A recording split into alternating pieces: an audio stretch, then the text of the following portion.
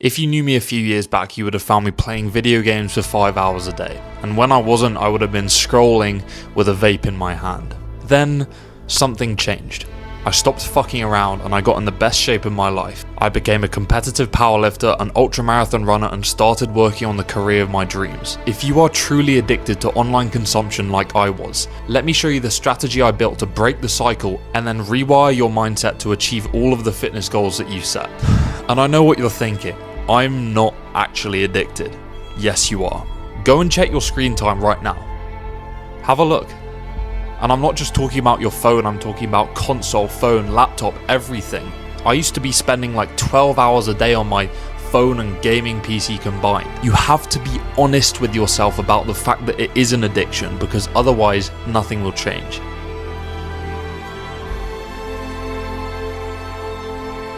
I've broken this down into 4 sections, and if you stay till the very end, I'll send you a free gym program and a free nutrition plan to get started. The first thing is the actual intention. If you don't have any intention to do what we're about to do, then nothing's going to happen. No amount of life optimization can force you into getting in shape. The first thing I want you to do is give an actual rating on how much you want this. Whether that's 40%, 50%, 60%, be honest with yourself. For all of you watching this video, it should be 90% and above. And if it's below, you don't actually realize the gravity of the situation. Go check your screen time, as I said before, your weekly average screen time, then multiply it by 156.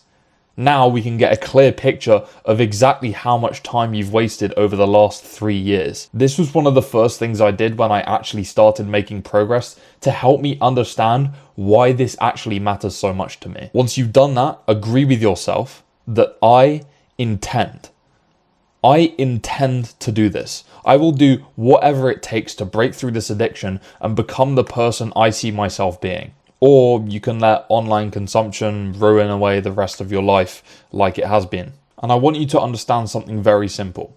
If you have the actual intention and it's 90% and above, you're like, I fucking want this. I need this.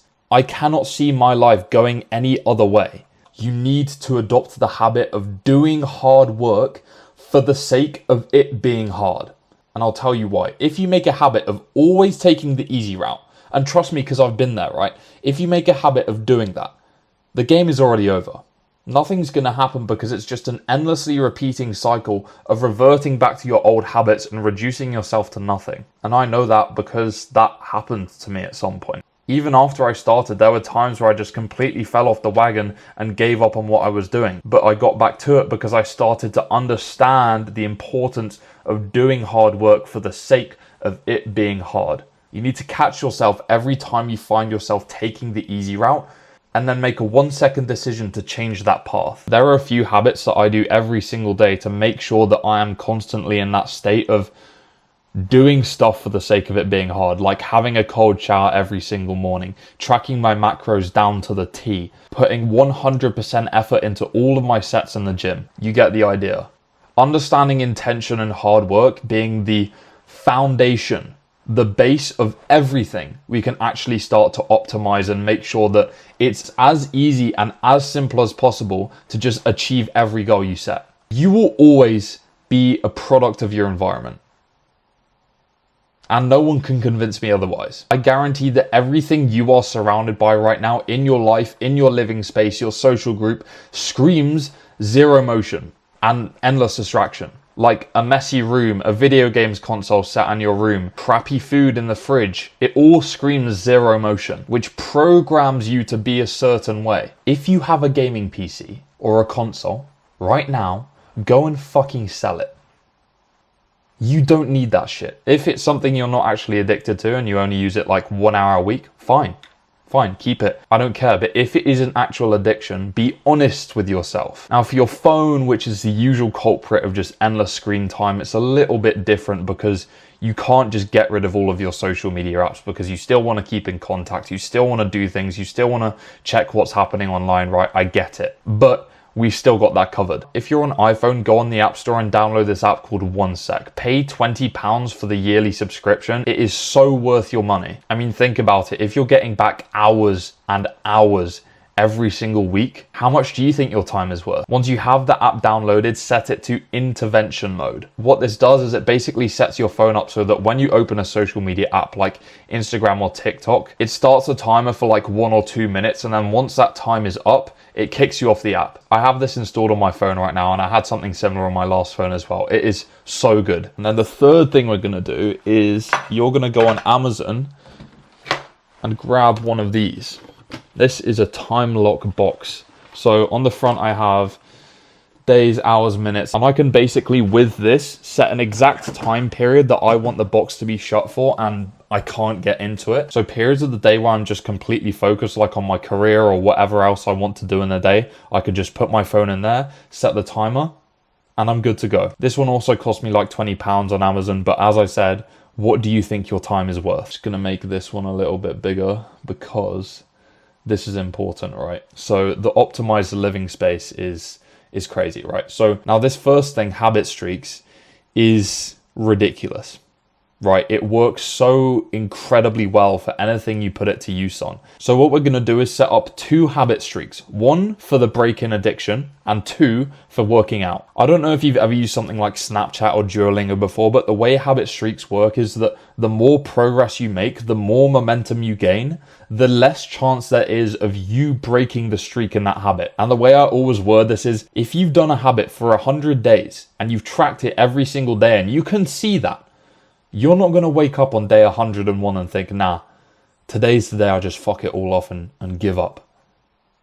It doesn't work like that. Your mind doesn't work like that because you can see the progress you've made. In terms of where to write it up in your room, I actually do this on my window. So I have a white glass pen and I write the name of the habit streak, 2 dots, and then an X for every single day that I actually perform the habit. The next thing you need to do is buy a journal. And I know there's a lot of buying in this so far, but trust me, it's all worth it. Journaling is the #1 thing you can do to develop your mindset. I journal every single night and I write it in a self-coaching format, which is key. Self-coaching means reviewing everything you've done in the day, finding what works and what doesn't, assessing your progress towards your goals, being honest with yourself about exactly what is happening in your life so that you make sure you aren't ignoring anything. Then I set a specific plan for the next day of exactly everything I want to do in that day and the time slots to do it in. And I want to introduce you to something called the goal-based setup. So you know what I talked about with your room being messy, you know, your gaming console in your room corner, your environment basically just looking like shit and screaming zero motion.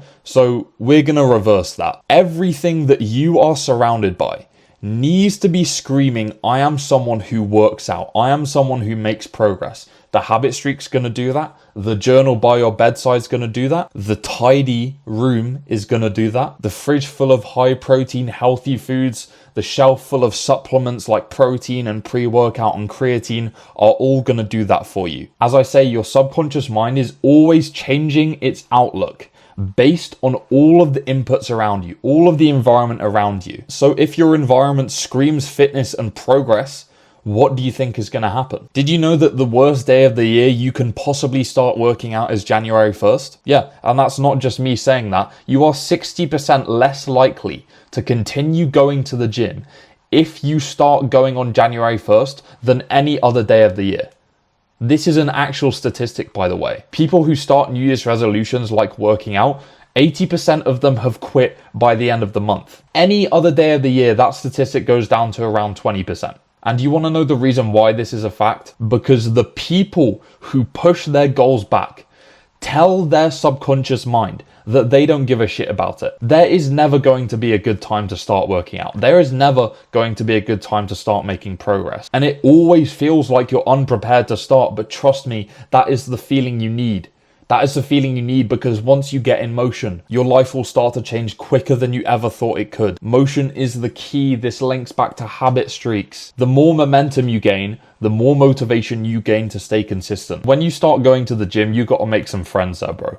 You have to make some friends there. If you have friends who already work out, that's fine. Go with them. But as we know, environment is so key, and a huge part of that is your social environment. If you don't have any friends that work out, I'm going to set you a goal. In the first 30 days of you working out, you need to make 3 new friends at the gym. Because when you're surrounded by people with a like-minded vision, you gain 10 times more traction in achieving your goals because there are people around you who understand you, who understand the way your mind works. If you're wondering how to make friends in the gym, just go up to people who are working out and say, hey, can I jump in on this machine with you? People in the gym are way more friendly than you could ever think because the chances are they've been through a bad phase of their life like you have. The other reason you need to know people in the gym is because you need people to hold you accountable. Whether that's a coach like myself or friends you've made, keeping everything to yourself just increases the risk of you quitting. And we're going to finish this up with one of the highest impact things I ever implemented into my life. The day I decided I was going to change was the day I downloaded Audible. And over the last few years, I've probably listened to 100 books, but I always find myself